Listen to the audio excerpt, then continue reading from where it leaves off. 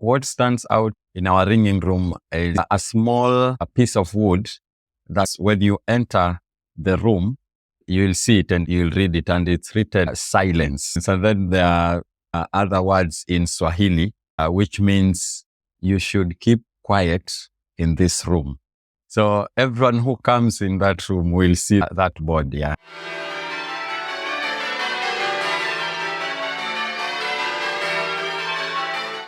Hi, welcome to Fun with Bells, a podcast for bell ringers, hosted by me, Cathy Booth. My guests today are from sub-Saharan Africa. I'd like them to introduce themselves. If you could go first, John. Thank you. Thank you so much. My name is John Malala. I come from the coastal parts of Kenya. It's called Kilifi. And in Kilifi, we are blessed to have a church built by colonialists. And one of the last district commissioner, who was Paul Kelly, made sure that we have church bells in Kilifi. So to ring at St. Thomas Memorial ACK Church in Kilifi, which is the only church that has bells in Kenya. And the nearest tower is in Zimbabwe. So we are the only church which has bells in East Africa. Debbie, if you could introduce yourselves too. Yeah, sure. I'm Deborah Mulobi. I reside in Kilifi, Kenya.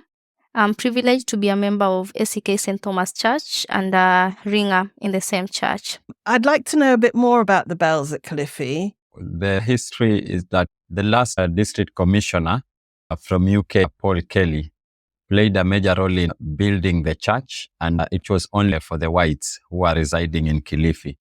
So being a leader in Kilifi, he collected some building materials from outside Kilifi, and he was using the locals to build that church. It was built by the prisoners. It was a very small church, could accommodate about 50 people. Paul Kelly used his contacts in UK to get the bells. So he got the bells and then he transported them to Kenya. Then they cast at Kilifi St. Thomas Memorial Church. Then they started ringing, but not many people knew what was happening at the church because most of the black people were not going to the church. So perhaps they felt like it was just an activity which was meant for people who are at the church. When did that change? So the church was constructed in around 1914, and then 1964, they were welcome to go to church. So the locals in Kilifi they started working with Paul Kelly because now Paul Kelly was finishing his work so that he can go back to UK. So when this local started working with Paul Kelly, then Paul Kelly invited them to church. So they could not understand the language, but they had someone who could interpret. So when they went to the church is when they developed an interest to try out the bells. So they were taught how to ring the bells, but it was not that extensive training. So they could just ring, I think, rounds only, but they could not ring the methods. But again, in 1994, now we had people who visited Kenya and in Kilifi, and then they found the bells.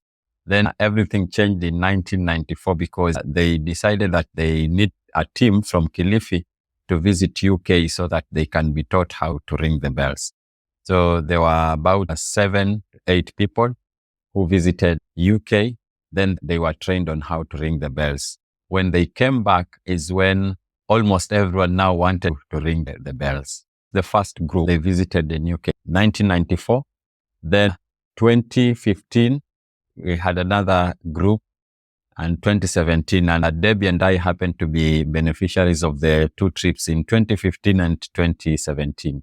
Debbie, can you describe the ringing room at Kilifi? We have a bell tower which is not so big, but in our church. So we have a ring of 6 bells, and they are pretty much lighter than what we found in the UK. So yeah, our saddles are actually made using stripes, red and green, which I know they got it from a flag, Kenyan flag. And then we also have a cabinet where we keep the ringing books. I also have handbells, which we also keep there. We got exposed to the visits in the UK, some candies in the churches for ringers. So when we came back, we also adapted that. So we also have some candies in the ringing room. And it was a nice way to bring children on board who we started training, and they were able to come up so well with that, and they learned the ringing skill so fast, and we are able to enjoy ringing together with them, and we are able to also make some strides to ring different methods with the kids on board. So you've encouraged the children with the sweets. Yes. Yeah. It was a way that actually Okay. made them come. Because after we were done ringing, they could be like, "Hey, Debbie, sweets." And then you are like, okay. So apparently it really attracted them. Are there any inscriptions on your bells? There are no inscriptions, but what stands out in our ringing room is a small piece of wood. That's when you enter the room, you'll see it and you'll read it, and it's written silence. So then there are other words in Swahili, which means you should keep quiet in this room. So everyone who comes in that room will see that board. And are you all very quiet then? Yeah, I think it gives us discipline to keep quiet and to minimize movement when the ringing is going on. And also for concentration. Apparently for concentration, you have to be quiet for you to be able to ring well. So you don't need distractions. Absolutely. So is there anything else to say about the church or the bells or the ringing room? Yeah, maybe something to mention is that in 1994, when this first group visited UK, actually the bell room itself, where the bells are, it was just open. It was not covered. So when the team came back from UK, and they decided now they need to cover the bells because the church is also near the ocean. So they felt that those bells need to be covered. And the room is, I think it was made to accommodate 8 bells, but now we only have 6 bells. The weight of tenor bell is 144 kilograms. So John, can you tell me, why did you start ringing? I started ringing sometimes 2007. But I was just a member who would go into the room, see people ring, then go away. But in 2010, 2011, when I finished my studies, that's when I fully joined the team. Now, I joined the team because most of the ringers are choir members. And I'm also a choir member and also train music at the church. They recruited me into ringing, and that is how I found myself ringing. Our tower captain is also one of the music trainers. He told me, why not come and assist me in ringing as well? I decided to join. And when I joined, I've never looked back because I feel it's a very interesting activity to do. How often do you ring? Every Sunday we ring. We have 4 services at our church, but we ring in 2 services. At 9 o'clock in the morning and at 11 o'clock in the morning, just before the 2 services begin. Then we do our ringing exercises on Saturdays at 5 p.m. And Debbie, why did you start ringing? What was the story for you? For me, I moved to Kilifi in 2011. So when I joined ACK St. Thomas Church, I used to hear bells ring, but I knew they were ringing to indicate that there's this service that is going to begin or an end of one service. So there was this day in 2014. By that time, I was dating John. I happened to be in church that day. Then there were these visitors from UK who will come to do some ringing. So actually, John just told me, why not just come, wait for me at the tower as we ring, then we'll go later when I'm done. So when I went there, then one of the visitors was called Rod, who was leading the training. So he was like, why not? Just come and try. And I was like, okay, fine. Then that's when now he started teaching me. And then I was like, okay, so it's actually something that I can do. And then I was like, wow, I really need to be involved in this because it's a very unique thing. Like you can imagine, it's the only church in Kenya. And that's how I started ringing. And And I really love ringing because when you tell people about it, people are actually amazed that you are able to do something that is not very common in our country. So yeah, and then of course when we went to UK, we were able to learn the various skills, which I feel it's very interesting, and in a way it keeps you fit because pulling the sally at some time it's heavy. So it's like you are working out in a way.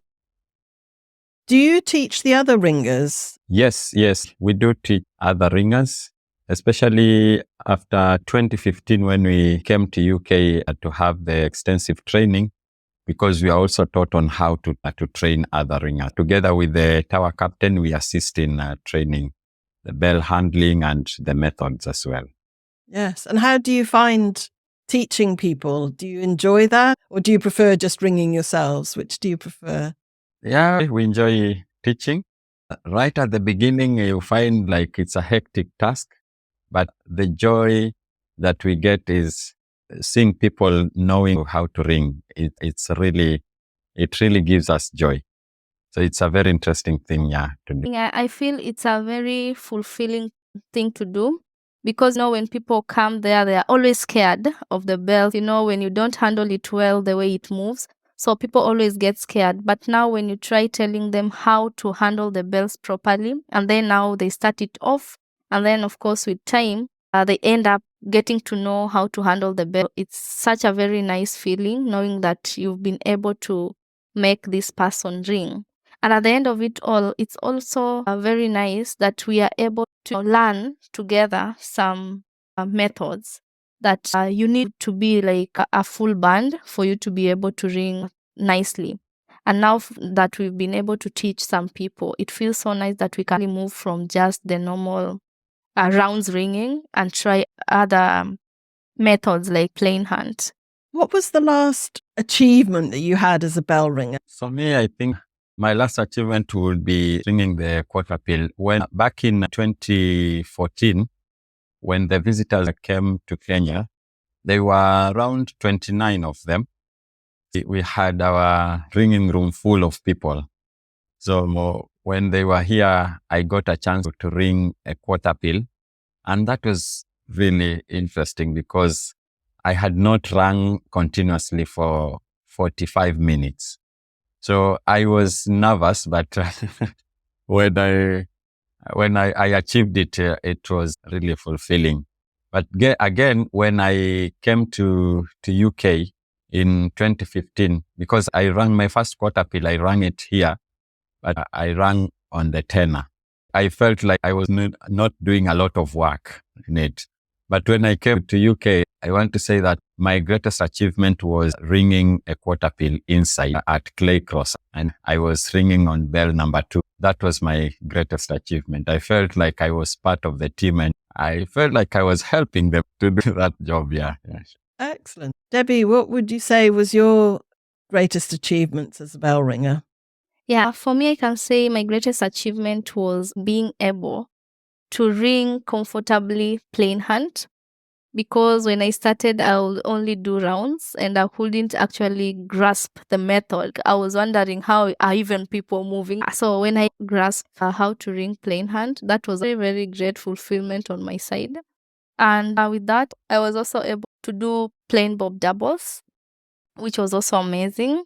And then now when we went to the UK, now that was the best of it all. I was able to ring a quarter pill. Of course, first bell. But it was an achievement because it's something that I never knew I could actually do it and do it well. So that was the greatest achievement that I can say I achieved. And we are also learning. We continue learning and we know we'll be able to do the other methods without having any difficulties. What's been the most difficult thing for you as a learner of ringing? What would you say to somebody who's starting out, that you might find this difficult? And how did you get over the time when that was difficult? For me, it would be at the point of starting to learn how to ring.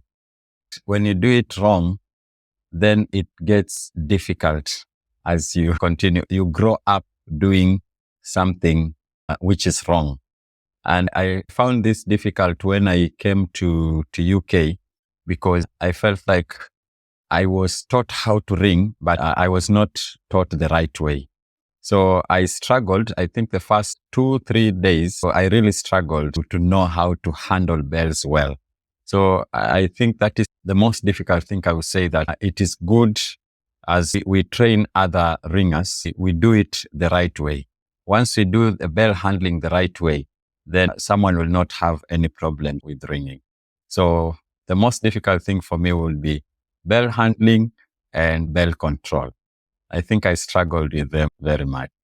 What tips were you given that helped you to do that better? Yeah, so during the extensive training, I think that the trainers were using live examples, how to control the bell, especially when ringing plain hand, for example. When you are going out, you are going in. So I remember one trainer telling me that if you want to ring plain hand well, then remember how you walk down the stairs and up the stairs. When you're going down the stairs, you need to go very fast. When you're going up the stairs, you go slightly slower. And that is the plain hand that you're doing. So when she told me that, actually, when I went to the bells, I tried to apply that skill. And I found things were going so easily. So I think it's good to use some live examples as we train, so people can understand the skill that we are training them. Now, on the bell handling, I want to thank the trainers because they were patient with me. Yeah, when they were telling me what to do, I was so keen, listening and trying to apply what I was being taught. And of course, reading the books that were there, it really helped me. Debbie, what things have you found difficult and what tips have you been given that have helped you get over those problems? So for me, the first time, just handling the bell, I can say it was a challenge the first day when I started ringing. But again, thank God I was trained by ringers from the UK. So I think that's where the difference was between me and John because I was lucky. My first trainer was someone who knew how best to train on bell handling. And that one actually helped me a lot. I think that's actually the game changer when it comes to ringing. If you handle the bell well, you are able to control. When you are in control, you are able to do all methods well. When you are supposed to go faster, the way John is saying, when you're climbing stairs, when you're coming down the stairs, the speed matters. So when you handle the bells correctly, that one will come out automatically without you struggling. So when I grasped that, I think it became something that I felt it was so easy. And I've been able to ensure that those that I train, I just try to make them understand that we have to get it right at this stage. Because if we don't, it will become so difficult when you are doing the other ringing methods. So that's something that I have learned. And then, of course, getting to know the different ringing methods. I think there's just no shortcut there, but you need to make sure you read and understand the designs, which bell is moving. And then, of course, I was told your lead is always the treble. So the treble is what leads you. So make sure you know where the treble is all the time for you to be able to ring the methods well. So that's something that I was able to grasp, and it helped me know how to do bob doubles. About the other methods, we can say as a Kilifi band, we kind of struggle moving forward to other major methods because we are all learning. Sorry to interrupt here. We had a technical problem necessitating a change in recording setup. Now back to Debbie. You were explaining about methods. We were talking about difficulties and how you overcame them. So a challenge was learning the different methods. For plain hand is not so difficult to master, but from plain hands to the other methods. So I was not understanding how people are doing it. Then I came to learn the secret that the treble should be your guide. Like you should always know where the treble is. So that's what I learned, and I've been able to try and make sure I figure that out for me to be able to understand how to ring the other methods well. Yeah. Can you tell me a little bit about your visits to the UK? We came to UK in 2015 in June. And basically, we were just coming for training. And yes, training we did because right from the first day when we arrived, we had 3 areas that we went. The first one was in Kent, where we trained at Benenden. Then we went to Cambridge. We were handed over to another team of trainers in Cambridge. Then from Cambridge, we went to Derbyshire, where again we were handed over to another team of trainers. So every day we were going to different churches, and I think also the trainers wanted us to feel the different types of bells in UK. And we also had an experience training on the simulators, something which we even didn't know that it was existing. Do you have a simulator in Kilifi? We don't have. We tried to fix one, but it didn't work. So we don't have a simulator here. Debbie, there was something special that happened in your trip to the UK, wasn't there? Something that wasn't ringing, it was something else. Can you tell me a little bit about that? Yeah, sure. I can say my trip to the UK changed my life in all aspects. In aspects of ringing, in aspects of viewing life, because you are able to see how people live in the UK, which was actually an eye-opener. It was so interesting. We really enjoyed. You were able to visit different places in the UK, which was a dream come true. We were able to go to the palace, Buckingham Palace. That was so amazing for us. We really enjoyed it. So yeah, when we were there in 2015, that's when I was surprised by John, who was then my dad. So he was like, okay, no, he wanted to go a step higher. And yeah, so he did what he did by proposing. Of course, I never expected he would do that, but yeah, he did it. And yes, who was I to say no? I said yes immediately, and here we are. Excellent. Yeah. So that must have been a very exciting trip. And a very memorable one. Beside ringing, I can say it was a memorable thing in our life. So that's something that we really appreciate us going there. And I really appreciate him thinking of it and making history by proposing while we were in the UK. So it was so amazing with all the different ringers there witnessing all that. It was so amazing. It was wonderful. Was there anything else to say about your trip to the UK? Apart from ringing, we also had a chance to go and see the Evensong at Cambridge University. And we also visited King's College, where we listened to the sweet music. I think it's something that I used to hear about. So I was happy to at least visit there to see the spectacular buildings which are there, and then to hear the choristers sing. We also had a chance to visit Canterbury. I think that was wonderful. Yeah. And of course, the different cities, going to Cambridge, that was so amazing. And of course, again, the hosts, we were hosted by different people who are so friendly and loving. So we really appreciate that. And we even really appreciate the idea of just them taking us from here and taking us to the UK for us to learn. So that's something that we really, really appreciate. And we are grateful for that. Yeah. And in Derbyshire, I had a chance to eat a very sweet Italian pizza. So you've got some lovely memories.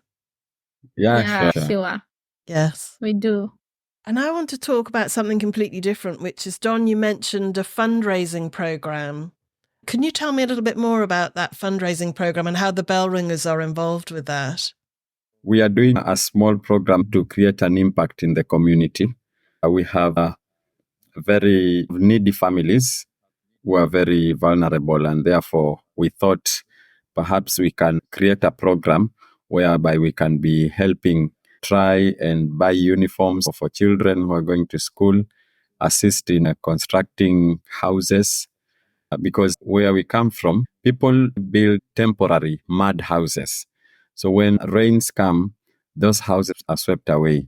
So we are trying to work in collaboration with organizations around here, but we focus majorly on children, to ensure that they get quality education. So what we are doing is we are contributing small amounts, which we use in assisting the families. We also try to run a program. It's a mentorship program that is intended to help the youth. We have cases of radicalization along the coastline, and therefore these are things that we are trying to eliminate. We have many youth who use hard drugs, and therefore many of them are addicted to these hard drugs. And we felt like it's something that we can come in and assist the society. So as bell ringers, we are trying to reach out to our friends so that they can assist us, because at times we are overwhelmed with the resources that they are needed to run those programs. So we contribute small amounts so that we can help out. And that is why we request the bell ringers who may want to assist in these programs to help us.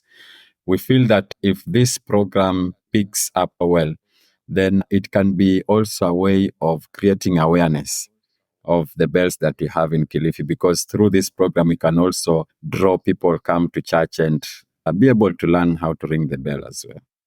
That sounds very worthwhile. If people wanted to help you with that, how would they go about it? We have a proposal that we have written, and we have sent it to friends who are helping us. We have sent it to our county government officials as well. So if someone wanted to help out, then they can reach out to us, and we'll be able to send them the proposal, and then they pick any item that they would want to assist. Debbie, are you involved with this program as well? Yes, we work together just to support that. So identifying those that we see they actually need the support. So that's the main thing that we do, because of course so many people are needed, but you need to identify the ones that actually need support at the moment, of course, with the resources that we do have. And this is something you're aware of, because I know both of you work for charities in Kilifi, don't you? Which organizations do you work for? I work with the church, and this church works in partnership with another organization. So what we do is we identify families that are needy. Then we take one child in every family that we support in matters of education, matters of health, matters of mentorship, and all round aspects in life. So we support this child until the age of 22. That's when they exit the program. We do that because by age 22, we believe that this child has gone through their education and they can be able to look for work to do. So every Saturday they come to the program where we have a curriculum, we train them. But you see now, for a family, we only take one child. So you can go to a family where you find it's very vulnerable, and like a family has 10 children and you only pick one. The impact in that family is very little. You're saying the impact to that family is very little because they have other children. Yes. Yes. But for that one child, it must be a big impact. Yes, for one child, it will be a big impact. But at times, there could be a negative impact to the family, because the other children will be like, why is our brother the only one who is being supported? So it needs, again, to create awareness so that they can understand that we cannot pick all the children, rather than like we just pick one. How do you pick them?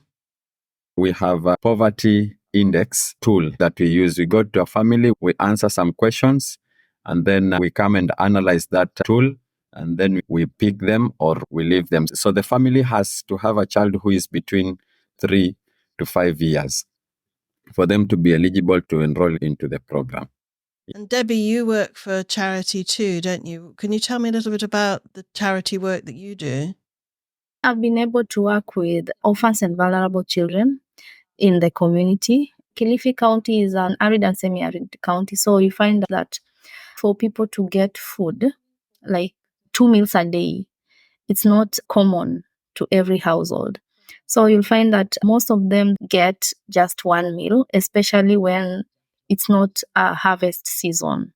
So you'll find out that most people go hungry. They depend on casual work for them to get money. So all the money that they get, they spend it on food. because that now becomes their priority. So most of them don't even have money to provide other needs of those children. For example, they need to pay school fees for them, they need to dress them, and even shelter. So you'll find out that most of them, that's something that they don't give it as a priority because of what they're able to get as parents. The little they get, they just put it on food.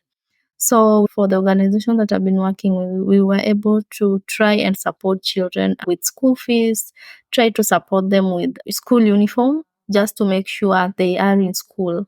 And then without forgetting that the main challenge here is that parents are not able to provide because they don't have a source of income. We were also able to identify parents that have got business ideas that they want to do and then support them with a business grant, just to ensure that they are able to get something to support their children with. Because even if we support children, we are not going to support them for a long time. It might be just a one-off thing, but if you support a parent to have a source of income, then you can be sure that they'll be able to support their children for quite a long period. So that's what we've been doing. And also supporting schools, because we find out that during the dry season, children don't go to school because, of course, they don't have meals. So even those that go to school, they end up not concentrating in class. And then we have issues of children not attending school or children dropping out. I've also worked with the HIV project, where you find out that there's children that have been born with HIV/AIDS, and for you to be able to grow well and be able to manage HIV, there's some things that you need, for example, food and maybe good shelter, just to prevent the opportunistic infections. So there are organizations that are supporting, but there are things that they are not able to provide fully. So, like, for example, shelter or even food, for instance. So you end up just trying to see how best you can help particular children, because out of the ones that you're supporting, there are those who are so vulnerable. Even if you get one and you assist that one person out of the many, it's actually a fulfillment in a way. Yeah, that's what we are doing at the moment. I see. The last question. What is the most remarkable thing that's happened to you that wouldn't have happened if you hadn't taken up bell ringing? You have to go first. Yeah, I don't Okay. mind. To me, I would just say I wouldn't have gone to the UK if it were not for the bell ringing. So I can say that's the most amazing thing. And I was like, it was just God sent. God is the one who took me there for me to start learning how to ring bells. And now I found myself with the United Kingdom. It's everyone's dream to go to that country. So I was so privileged to be part of the team that traveled to the UK, and not just once, but twice. So that was a very great privilege, and I really thank God for that. And then also the fact that I think I have a purpose going to church. So just going to church, knowing that you'll go there and then you'll go do bell ringing, is also a satisfaction. So yeah, I'm glad I took it up. And yes, here we are. Thank you. And John, the same question to you. What is the most remarkable thing that's happened to you that wouldn't have happened if you hadn't taken up bell ringing? Yeah, I think for me, it's the same as Debbie's, because I don't think I would have visited UK. I don't think I would have had a chance to take that 8-hour flight. Yeah, so that is something that I really thank God that it happened to me. Not once, but twice. And something that actually I need to thank God for is that even the ringers in UK were telling us, you guys are lucky because we are staying here in UK, but we've not traveled all these places that you have traveled in 2 weeks. So I think it's a privilege. It's a really privilege that because we joined bell ringing, we are able to have a trip of our lifetime. Thank you to my guests, John Malala and Deborah Mulobi, for telling us all about the ringing in the only church with bells hung for change ringing in East Africa. Thank you. Asante Sana. If you've enjoyed this episode, then please share it. This podcast was put together by a team. Special thanks go to Anne Tansley Thomas, Emily Roderick, John Gwynn, Emily Watts, the Society of Cambridge Youths for the ringing at the beginning of the show, and for the video at the end of the show of the ringing by the Lilliputters Guild, YouTuber Simon Edwards. Thank you.